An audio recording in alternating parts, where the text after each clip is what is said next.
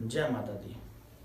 बहुत बहुत स्वागत है, बहुत बहुत अभिनंदन आप सभी का हमारे खास यूट्यूब कार्यक्रम में। मैं हूं आपके साथ पंडित अमित शास्त्री। दोस्तों, आज की वीडियो के अंदर हम आपसे चर्चा करने जा रहे हैं चंद्र ग्रह के विषय के ऊपर। दोस्तों, चंद्र ग्रह हमारे मन के कारक ग्रह हैं। हमारी जन्म पत्रिका के अंदर चंद्र ग्रह हमारी माता के सूचक माने गए हैं।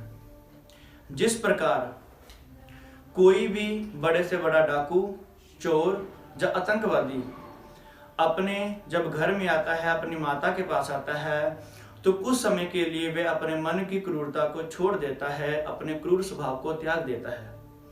उसी प्रकार यदि जन्म कुंडली के चंद्रमा के पक्के घर के अंदर, चौथे घर के अंदर जब पापी ग्रह आते हैं या चंद्रमा के साथ संबंध स्थापित करते हैं, तो इस प्रकार की कुंडली को धर्मी कुंडली कहा जाता है, धर्मी टेवा कहा जाता है। इस समय पापी ग्रह पाप ना करने की कसम खा लेते हैं। कुंडली के अंदर अकेला चंद्रमा ही सभी ग्रहों की पीड़ा को शांत करने का सामर्थ्य अपने आप में रखता ही है। इसीलिए चंद्रमा को सभी ग्रहों की माता कहा जाता है। चंद्रमा से ही हमको मन की सुख शांति, घर की सुख शांति, रुपए पैसे की बरकत, दूध पूत का सुख, वाहनों का सुख, प्रॉपर्टियों का सुख, जमा पूंजी का सुख और हमारी पढ़ाई लिखाई का सुख भी हमें चंद्रमा से ही मिलता है। मन की एकाग्रता और मानसिक शांति भी चंद्रमा से ही हमें प्राप्त होती है। हमारी धरती पर भी 71% जल तत्व ही है और हमारी ह्यूमन बॉडी के अंदर भी 71% जल तत्व ही है। जहां भी देखेंगे जल तत्व की अधिकता है। शायद इसीलिए हमारे बुजुर्गों ने कहा जल ही जीवन है। यदि हमारी जन्म पत्रिका के अंदर चंद्र ग्रह किसी भी रूप में अशुभ हो रहे हों, चाहे वह पापी ग्रहों की वजह से हो रहे हों, चाहे उनकी राशि वह विपरीत राशि में जाके बैठे हों, चाहे वह अशुभ ग्रहों में जाके बैठे हों, किसी भी प्रकार से यदि चंद्रमा हमारी जन्म पत्रिका के अंदर अशुभ हो रहा है तो इससे हमारे मन की एकाग्रता भंग होती है। घर में कला कलेश का माहौल रहता है, प्रॉपर्टियों का हमें सुख नहीं आता है, जमा पूंजी तो हो ही नहीं पाती, पैसा इकट्ठा हो ही नहीं पाता और पढ़ाई लिखाई का भी पूर्ण रूप से सुख नहीं मिलता है। चंद्रमा यदि हमारी जन्म पत्रिका के अंदर अशुभ स्थिति में होता है तो हमें माता का सुख पूर्ण रूप से प्राप्त नहीं होता है। माता भी अस्वस्थ रहती है। जहां व्यक्ति के जन्म के बाद माता को अपने जीवन के अंदर तरह तरह के कॉम्प्रोमाइज करके जीवन व्यतीत करना पड़ता है। पारिवारिक माहौल के अंदर जब माता को अपने गृहस्थी के अंदर भी तरह तरह के कॉम्प्रोमाइज करके जीवन व्यतीत करने पड़ता है। कई बार तो माता का साया बचपन में ही सिर से उठ जाता है। चंद्रमा यदि हमारी जन्म पत्रिका में अशुभ हो जाता है तो इससे हमारे मन की एकाग्रता भंग हो जाती है, मानसिक शांति भंग हो जाती है, स्ट्रेस लेवल बढ़ जाता है, डिप्रेशन वाले हालात पैदा हो जाते हैं। कई बार तो व्यक्ति के अंदर सुसाइड करने तक के विचार उसके मन में उत्पन्न होने लग जाते हैं। दोस्तों, यदि आपके साथ भी ऐसा हो रहा है तो करना क्या है, उपाय क्या है?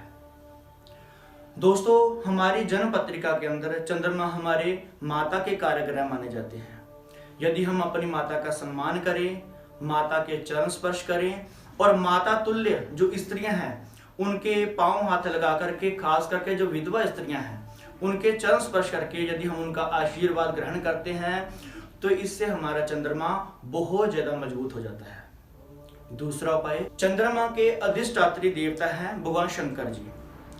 यदि हम शिवलिंग पर जल धारा से, दुग्ध धारा से अभिषेक करते हैं, खास करके रुद्राभिषेक के माध्यम से, और नमः शिवाय, नमः शिवाय, नमः शिवाय इस मंत्र का दिन में कम से कम 108 बार जाप करते हैं तो इससे हमारा चंद्रमा बहुत ज्यादा मजबूत हो जाता है, बहुत गजब के रिजल्ट देना प्रारंभ कर देता है।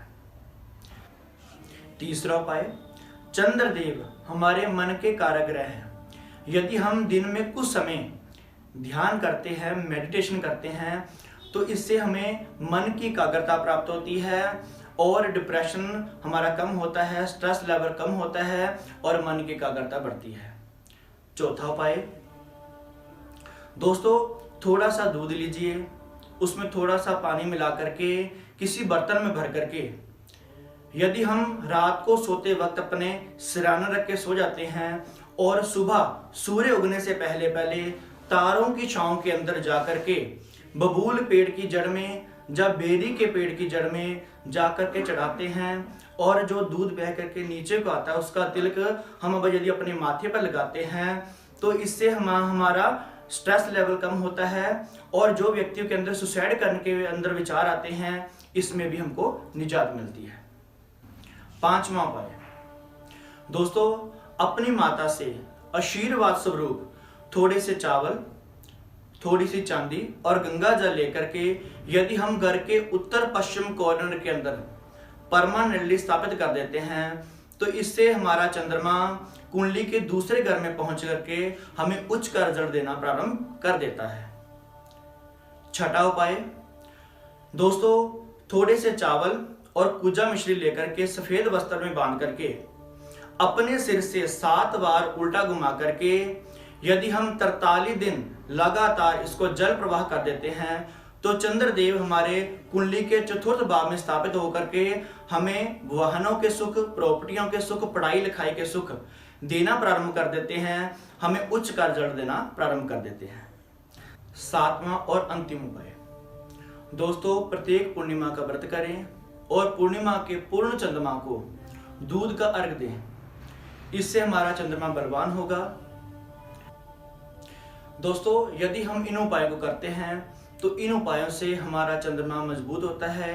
ये सारे उपाय जनरल उपाय हैं जिसको कोई भी करके इनका लाभ ले सकते हैं। दोस्तों, हमारे द्वारा बताई हुई जानकारी आपको कैसी लगी हमें कमेंट करके अवश्य बताएं। वीडियो को ज़्यादा से ज़्यादा लाइक और शेयर करना ना भूलें, चैनल को सब्सक्राइब करना ना भूलें। इसी तरह हम और भी विषयों पे आपसे चर्चा करते रहेंगे। जय माता दी।